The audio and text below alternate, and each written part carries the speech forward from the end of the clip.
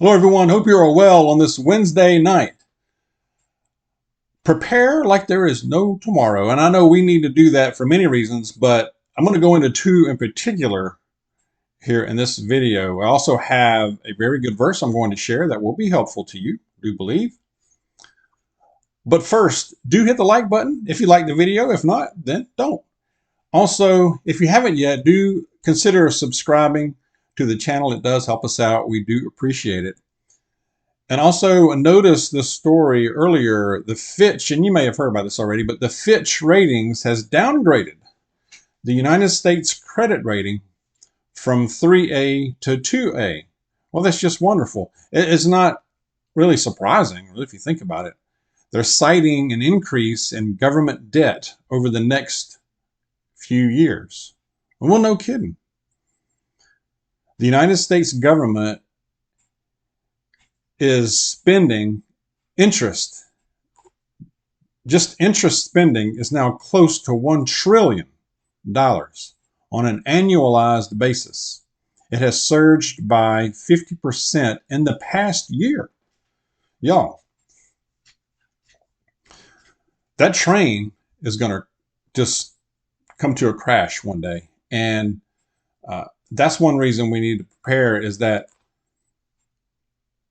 they're spending so wildly, like there is no tomorrow. And it's gonna, that day will come, and maybe it's on purpose. We don't know for sure. Probably is, but one day, I just don't see it continuing like this. I just don't. That's amazing.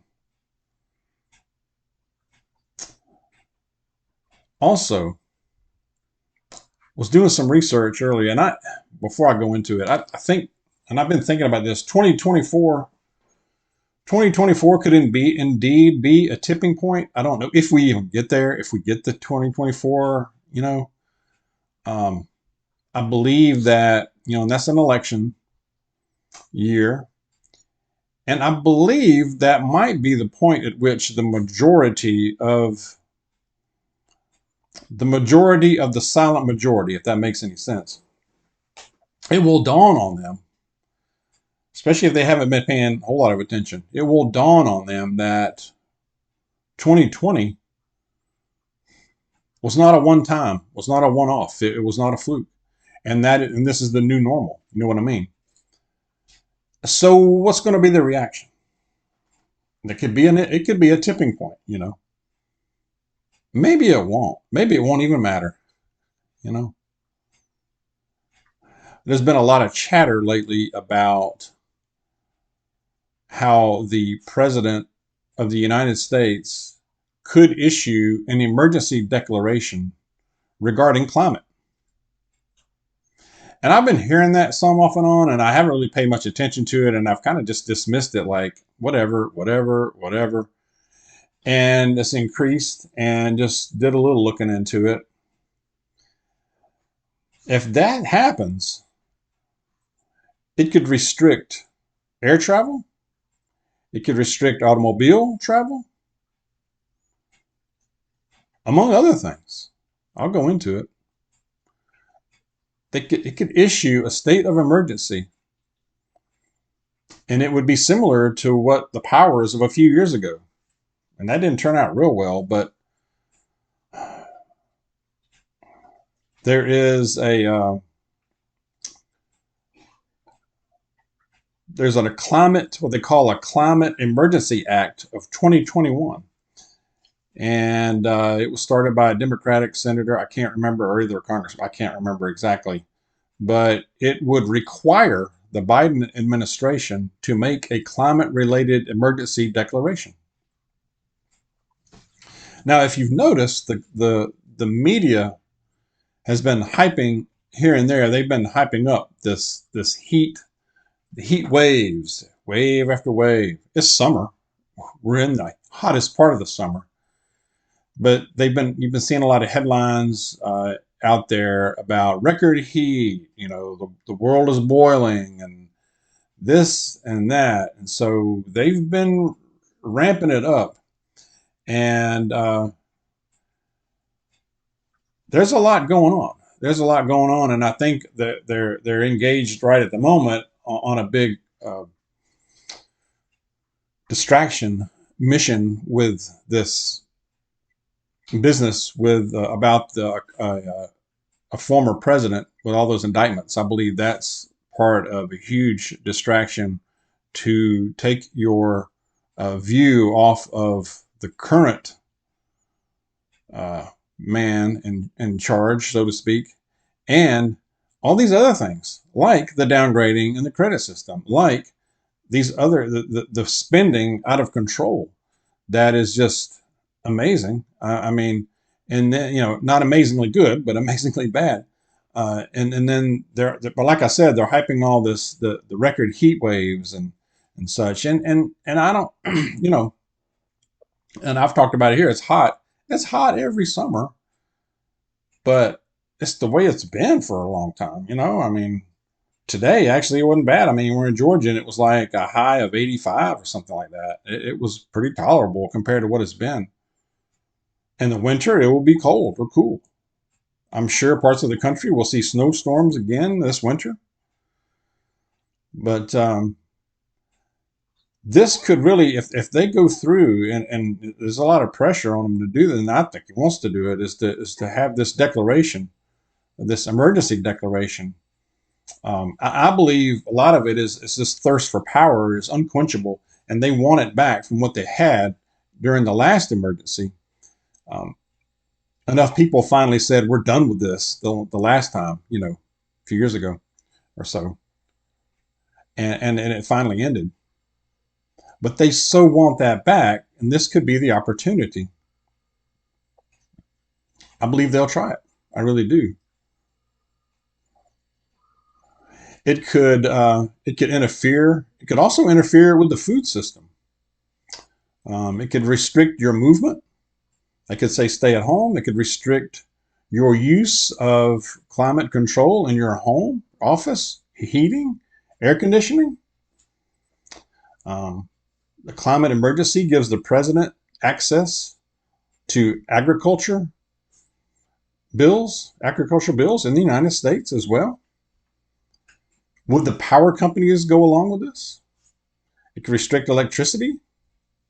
It gives them vast and unchecked authority to shut down communications all the way to other infrastructure like water, electricity, like I said.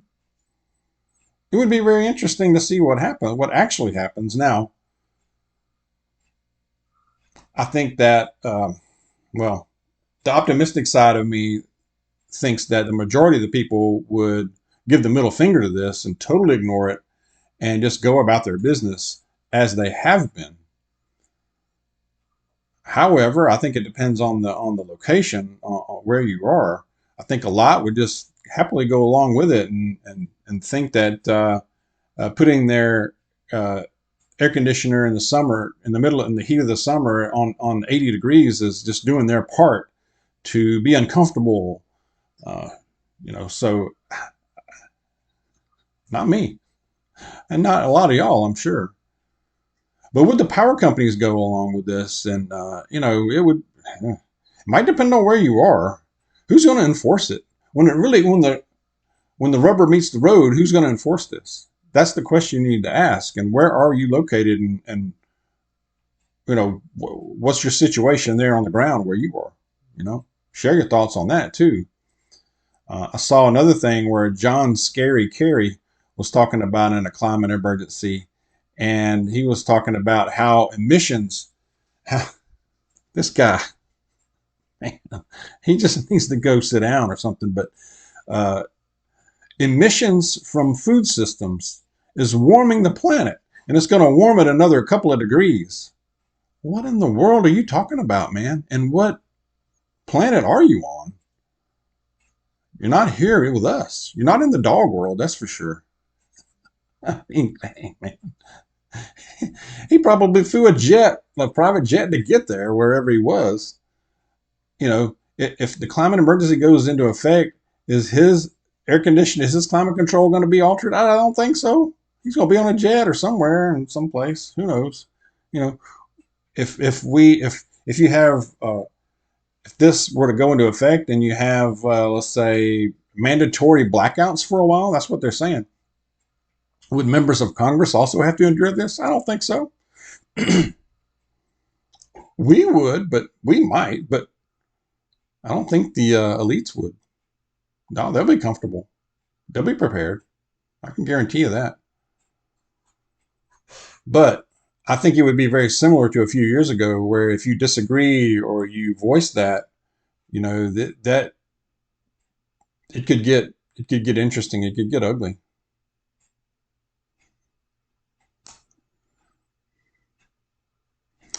But yeah, they were talking about mandatory blackouts, it's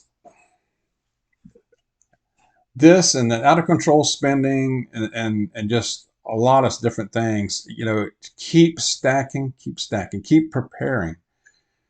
If they do this, I think people would go completely bananas, ape, squeeze. They really would. I think a lot would, because a lot of people want to go where they want to go when they want to go somewhere. Restricting your movement, your travel. They want to set the thermostat where they want to set it, not where somebody else is telling them to. It's not in our DNA. It's not in most of it as Americans. It's not in our DNA and our blood to be told what to do every moment of the day. So therefore, I have to be optimistic and think that the majority of fair-minded people would say, no, I will not comply, and I will resist this every which way I can. That's what I have to think. I have to think that. And y'all can say, Dawg, you're crazy. Okay. Share what you think about this. Okay. I'm curious to know. Okay. I'm going to get on to the verse because it's a lot better, a lot more, sounds so much more calming. Now, this is from Ephesians chapter 4, verse 2 says, with all humility and gentleness, with patience, bearing with one another in love. Now, what a verse to follow that up with, right? I mean, what I've been talking about. And, it's easier said than done. I know there are times when it's difficult to be like this with people, even those we love, even those we hang around all the time, but we should make every effort to do this with humility, gentleness, with patience. Be patient. If somebody's being rude to you, not necessarily threatening, but just being rude. Do all you can to be patient, calm. You can have a frank conversation and get your point across in a loving way, in a calm way, without matching their rudeness or their volume. So let's think about that. What a better way to model the Christian way we should be treating each other, really, one another in love. Again, I know it's difficult. I have not always done that. Many times I haven't. So I think a lot of us will being human, we'll struggle with that. However, let's try that. Okay. Extend grace where we can. Okay. Lord knows a lot of folks need it. We need some Jesus too. Keep praying and keep preparing. Share your thoughts. God bless you. I'll see you soon.